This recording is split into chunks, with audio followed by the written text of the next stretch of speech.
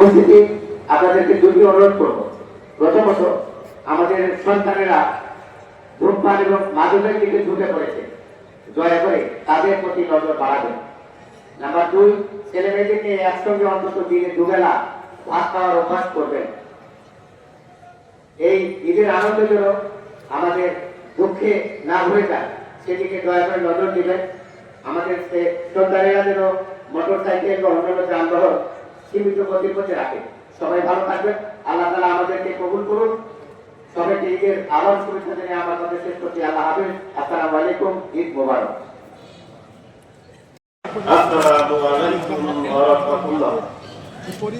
সবাইকে ঈদের শুভেচ্ছা, ঈদ মোবারক।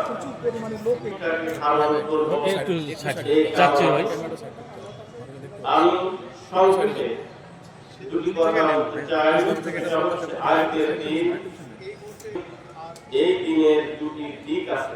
একটি দিক হচ্ছে কুরবানি, আর একটি হচ্ছে উৎসব, আনন্দ, আনুষ্ঠানিকতা। কুরবানির বিষয়টা আমরা জানতে পেরেছি আদম আলাইহিস সালাম থেকে শুরু করে অদ্যাবধি চালু আছে। আমাদের প্রিয় নবী ইব্রাহিম আলাইহিস সালামের যে আনুগত্য আল্লাহর প্রতি, এই আনুগত্যটা আল্লাহ খুশি হয়েছেন।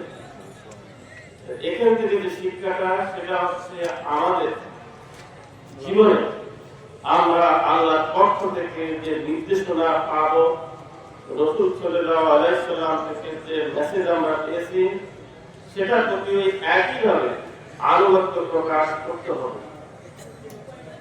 আমরা যে কুরবানিটা দিচ্ছি, এই কুরবানির মূল মেসেজ হচ্ছে এটা আল্লাহর জন্য। কুলিন্নাস সালাতি ওয়া নুসুকি ওয়া মাহইয়ায়া ওয়া মামাতি লিল্লাহি রাব্বিল আলামিন। নিশ্চয় আমার নামাজ, আমার কুরবানি একমাত্র আল্লাহর জন্য। এই জন্য আমাদের সমস্ত কিছুই হতে হবে একমাত্র আল্লাহর জন্য।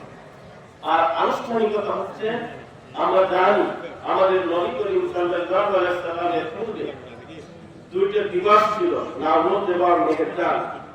এই আনুষ্ঠানিকতার মধ্যে অশ্লীলতা ছিল, কিন্তু রাসূল সাল্লাল্লাহু আলাইহি সাল্লাম আমাদের জন্য